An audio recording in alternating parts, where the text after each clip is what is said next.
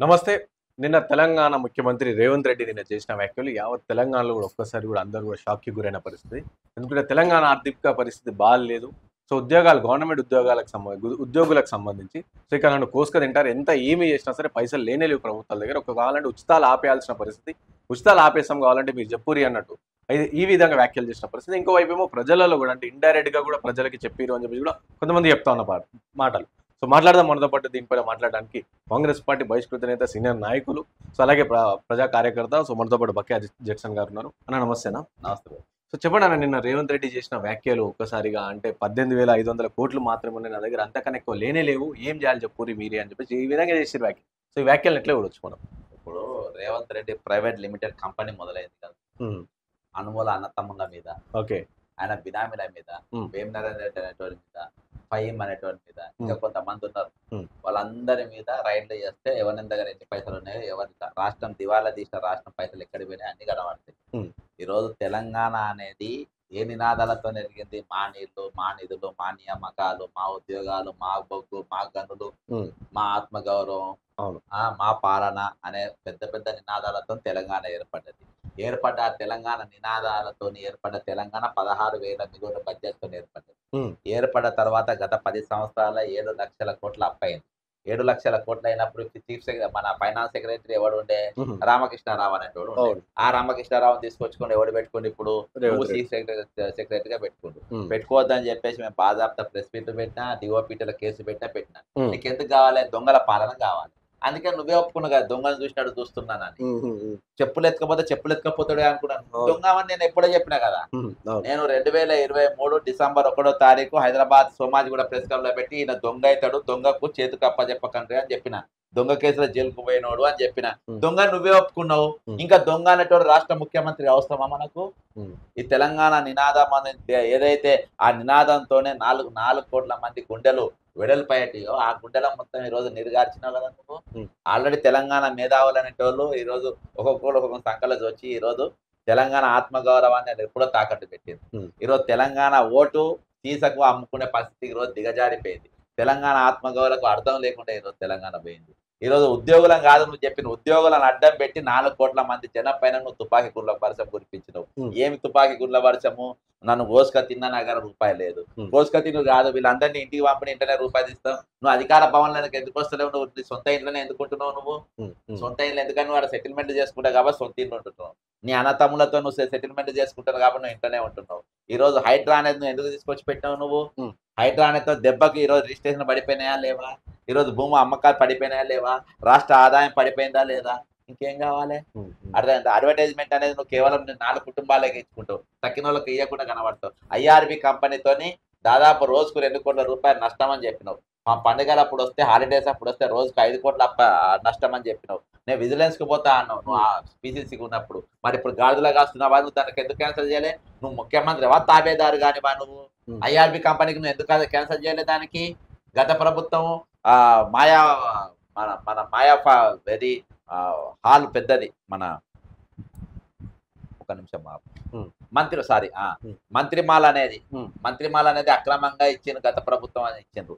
ఇంకా దాని పక్కన ఉన్న అపార్ట్‌మెంట్ అక్రమంగా ఇచ్చిందని చెప్పిండ్రు. వేల కోట్ల రూపాయలు దండుకున్నారని చెప్పిండ్రు. ఈరోజు నువ్వు వాటన్నిటికి పర్మిషన్ అవి ఎట్లా కొనసాగుతున్నాయి నువ్వు? కాబట్టి దొంగ మాటలు, లంగ మాటలు, 420 మాటలు బంద్ చేసేయి. హ్మ్. ఈరోజు నేను ఎవరిని అవసరం లేదు. పోలీసులు కూడా కేసు పెట్టే అవసరం లేదు. నీ ముఖ్యమంత్రే ఒప్పుకున్నా నేను దొంగ అని. చెప్పులెత్తుకపోయే దొంగలని అనుకుంటుండ్రు. హ్మ్.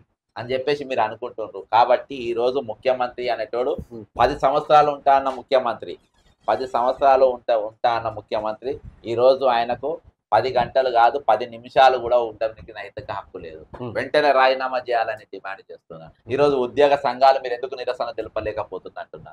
ఉద్యోగ సంఘాలు ఎందుకు మాట్లాడలేకపోతున్నారంటున్నా. హ్మ్. మీ చేతగానితనం ఏముందని చెప్తున్నా. హ్మ్. మీరెందుకు మిమ్మల్ని మీరు దిగజార్చుకుంటున్నారని చెప్పుకుంటున్నా.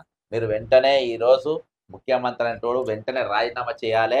నేను తెలంగాణ ప్రజల తరపున ఈరోజు నేను డిమాండ్ చేస్తా ఉన్నా. హ్మ్. నాతోని కాదని చేతులెత్తేసినవు. నేను దొంగనని తెలంగాణ ప్రజలకు గాదు ప్రపంచానికి మొత్తం తెలిసిపోయిందని చెప్పినవు. నువ్వు మళ్ళా ఏమి ఇంకా జూటా మాట ఏం చెప్తావు?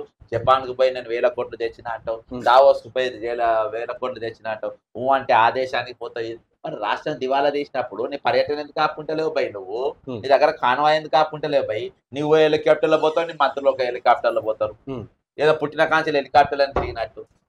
ఏది మీరు గత ప్రభుత్వం మీద కొట్టాడి ఏం లేదు, ఈ పీకుడు గాన్లు. ఉమ్, ఈ హెలికాప్టర్లో చేసే మంత్రులు పీకుడు గాన్లు గత ప్రభుత్వం మీద కొట్టాడింది ఏం లేదు. ఉమ్. వీళ్ళు గత ప్రభుత్వంతో సోపత్ చేసిన మేయా కృష్ణారెడ్డి దగ్గర కమిషన్లు తీసుకుంటారు, ప్రతి కాంట్రాక్టర్ దగ్గర కమిషన్ తీసుకుని ప్రభుత్వం ఇచ్చే ప్రతి గిఫ్ట్ ప్యాక్ వీళ్ళు తీసుకున్నారు.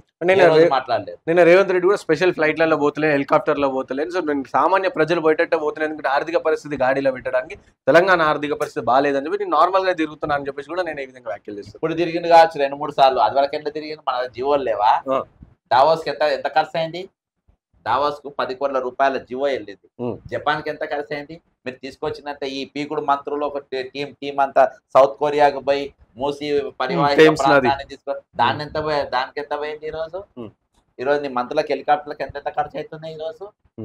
కాబట్టి ఈ రోజు మీరు మూసి ప్రక్షాళన ఎందుకు ఇటువంటి పరిస్థితి ఉన్నప్పుడు 7 లక్షల కోట్ల అప్పు ఉంది, వరంగల్ సెంట్రల్ జైల్లో కుదబెట్టిన పరిస్థితి ఉన్నప్పుడు ఎవడన్నా పథకాలు ఇస్తాడా? ఎవడు పథకాలు నాకు ఎట్లా అమలు చేస్తాను జనానికి తెలియదా? ఈ లంగా మాటలు ఉచ్చమాట. ఎందుకంటే భర్త ప్రభుత్వం మీద పోరాటం చేయలేదు, మమ్మల్ని నమ్మరు. కాబట్టి ఈ 6 పథకాలతోని మా 6 పథకాలతోని మేమిద్దరు దోతోడు పైంటోడు ఇద్దరుగా సంతకాలు పెట్టి, దొంగ దోతోడు కమిషన్ల దోతోడు పైంటోడు ఇద్దరు సంతకాలు పెట్టి ఒక మేనిఫెస్టో రిలీజ్ చేసి, దొంగ మేనిఫెస్టో రిలీజ్ చేసి ఇవి చూసి ఓటేసిన చెప్పుకొని ఓట్లేసిన అవి నీ మేనిఫెస్టో చూసి ఎవడు ఓటేయలే. ప్రభుత్వం మార్పు కోసం ఓటేసిండ్రు, నిరుద్యోగులు తిరగబడి ఓటేసిండ్రు, ఊరూరు తిరిగి నీకు ఓటేపించింది. కానీ నీవు కానీ నీ నాయకులు కానీ మీరందరు మీ ముఖాలు చూసి మీరు చేసిన ఉద్యమాలు చూసి ఎవడు ఓటేయలే ఇక్కడ. కాబట్టి నేను ఒకటే ఈరోజు స్ట్రేట్ ముఖ్యమంత్రికి నేను స్టేట్ అడ్వైజ్ లేదు ఏం డిమాండ్ చేస్తున్నా. నువ్వు వెంటనే రాజీనామా చేయి, నువ్వు పనికిరావు. You are a waste fellow. All India Congress Committee గుర్తించలేకపోయింది కావచ్చు, నీ కరెన్సీ కట్టెలతో కేసీ వేణుగోపాల్ కళ్ళు మూతలు పడ్డాయి కావచ్చు, నీ కరెన్సీ కట్టెలతో అధిష్టానం చెవులు మూతలు పడ్డాయి కావచ్చు, కానీ నా చెవులు నా కళ్ళు స్ట్రేట్ గా పనిచేస్తున్నాయి. ఎక్కడ కూడా ఎటువంటి ఆటంకాలు లేకుండా నేను స్ట్రేట్ గా చెప్తున్నా, ముఖ్యమంత్రికి నువ్వు పనికిరావు, నువ్వు వెంటనే రాజీనామా చేసి నువ్వు ఈ రోజు ఆంధ్ర అడ్వైజర్ నువ్వు పెట్టుకున్నావు. ఆ అడ్వైజర్లు అందరు కలిసి ఈ రోజు కాంగ్రెస్ పార్టీ దివాలా తీపించిండ్రు, తెలంగాణ రాష్ట్రం దివాలా తీసిండ్రి. ఇక ఒక్క క్షణం నువ్వు ముఖ్యమంత్రి ఎన్ని క్షణాలు ఉంటే అంత నష్టం తప్ప ఇంకా వేరే ఏం లేదు.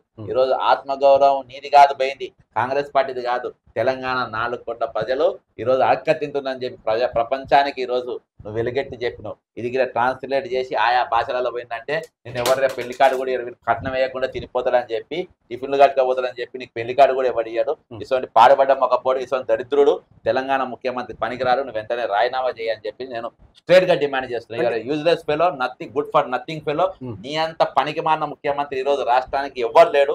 కాబట్టి నువ్వు రాజీనామా చేయాలని. అంటే ఈ విధంగా బహిరంగంగా చేసిన వ్యాఖ్యల వల్ల సో రేపు ఇంకా ఎవరు అంటే పెట్టుబడులు పెట్టడానికి ఎవరు రారు, ఇంకోటి అప్పులు చేయడానికి కూడా ఎవరు రారు.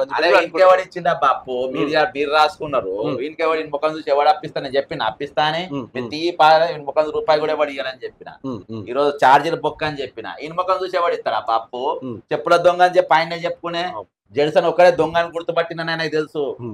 నన్ను గుర్తుపట్టేసిండు ఎప్పుడు డిసెంబర్ 1వ తారీఖు చెప్పేసిన ఇడు దొంగ అని చెప్పి, ముఖ్యమంత్రిగా ఎలక్షన్ కౌంటింగ్ కాకముందే చెప్పిన ఇడు దొంగ అని. కాబట్టి ఆడు ఒప్పుకున్నాడు ఈ రోజు. కాబట్టి ఈయన చూసి ఎవడు అప్పిస్తారని నేను ఎవడు అనుకోలే, ఎవరని అనుకుంటే వాళ్ళ కాలీఫ్లవర్ అర్థమైందా? ఈ రోజు అందుకనే స్పైన్ బ్రెయిన్ లేని ఏదవాళ్ళని పెట్టుకున్నారు. మాసోన్నం పెట్టుకుంటే ఈ రోజు మీటింగ్లలో చెప్పు దెబ్బలు పడతాయి అని చెప్పి నేను పార్టీలు ఉంటే లోపల మీటింగ్ లో చెప్పు దెబ్బలు కొడుతున్నాను. ఏం స్పీచ్ రాబాయి దాన్ని. ఆ పీసీసీ పైన కూడా బుద్ధి ఉండాలి కొంచెం అసొంటిది. తిని ఇంత బుర్రలు పెంచారు పీసీసీ అధ్యక్షులు, వీళ్ళు ఇంత బుర్రలు వేసుకొని చూసినావా నువ్వు? పీసీసీ కాకముందు బుర్ర ఎంత ఉంది, ఇప్పుడు ఎంత బుర్ర ఉంది. బుర్రలు వేసుకొని మొత్తం వీళ్ళ కంటే ముందు బుర్రలే ఊగుతున్నాయి. అట్లా అర్థం బుర్రలు ఏడా తీసుకుంటా మొత్తం ఏడబడితే ఆడ మీటింగ్ పోతే ఈ రోజు పార్టీని సర్వనాశనం చేసారు చాలా కొరకు. అంటే ఫైనల్ గా ఇది కాంగ్రెస్ పార్టీలు అంటే రాజకీయాలలో హత్యలుండే, ఆత్మహత్యలు ఉంటాయి, రాజకీయాలలో పోట్లుండే, వెన్నుపోట్లు ఉన్నాయి. సో ఈ విధంగా కాంగ్రెస్ పార్టీ నిర్వీర్యం చేయడానికి, కాంగ్రెస్ పార్టీ డ్యామేజ్ చేయడానికి రేవంత్ రెడ్డి ఈ విధంగా వ్యాఖ్యలు చేశారు అనుకోవచ్చు మనం. డ్యామేజ్ కాంగ్రెస్ పార్టీకి దేనికి ఎందుకు అవుతుంది? డ్యామేజ్ అవుతుంది, దొంగకు డ్యామేజ్ అవుతుంది. అంటే కాంగ్రెస్ పార్టీ నమ్మకం లేకుండా కాంగ్రెస్ పార్టీ నేను చెప్తే ఒక అధ్యక్షుడు ఒక వీళ్ళ వల్లనో రాహుల్ గాంధీ, సోనియా గాంధీ, ప్రియాంక గాంధీ వాళ్ళతో కాంగ్రెస్ పార్టీ కాదు. పార్టీ అనేది అది ఒక స్వతంత్రం కోసం పుట్టిన పార్టీ. ఇటువంటి వస్తా పోతాను. కాకపోతే చరిత్రాత్మకమైన తప్పిదం ఏమైందంటే ఇటువంటి లుచ్చగాడు ముఖ్యమంత్రి అవడు, దొంగ ముఖ్యమంత్రి. నేను గుండెలు బాదుకొని చెప్పిన వీడు దొంగ దొంగ అని చెప్పి వాడు నమ్మలే. ఉమ్.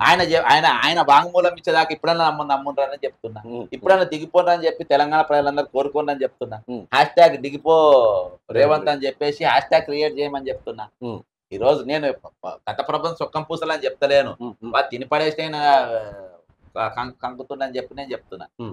ఈ రోజు ఆయన చేసినప్పుడు ఈయన కూడా సాగిస్తున్నా చెప్తున్నా. ఉమ్. కానీ ఏదన్నా కానీ ఈ స్టేట్మెంట్ మాత్రం చాలా భయంకరమైన స్టేట్మెంట్. ఉమ్. ఈ రోజు ఎవ్వడు కూడా పక్క రాష్ట్ర పోడు మనకు పెళ్లి కార్డులు ఏది కాదు, ఏ ఫంక్షన్ లో కూడా పిలవకుండా అయిపోయిన పరిస్థితి ఈ రోజు వచ్చినది.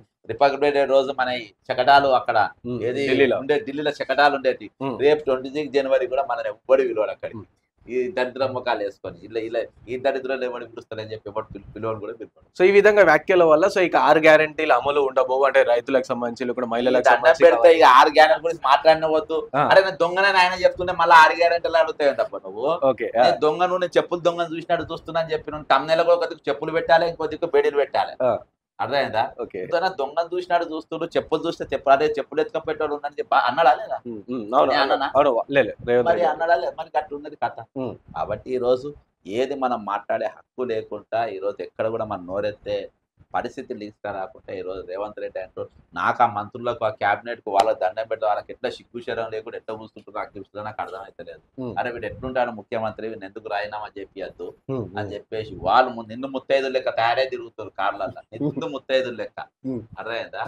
కాబట్టి ఇటువంటి వాళ్ళు పనికిరారు. వీళ్ళు వెంటనే నేను చెప్తున్నా కదా, ఆ. స్టేట్ సీఎం అనేటోడు అన్ఫిట్ ఫర్ సీఎం. ఉమ్. మనకి ఎమ్మెల్యే టికెట్ కూడా ఇవ్వద్దు ఉమ్. ఫ్యూచర్ లో కూడా చెప్తున్నా కదా. ఉమ్. నేను మరే వల్ల చెప్తున్నా, కోడంగల్ ఎన్కేసి వీరికి అనుకూలంగా యూట్యూబ్ చేసేటోళ్ళు వాళ్ళంతా పాతగా ఇంకెవడు ఉంటారు. థ్యాంక్ యూ అన్న, థ్యాంక్ యూ. సో విన్నర్గా ఇది బక్కా ఇష్టంగా చెప్తున్నా.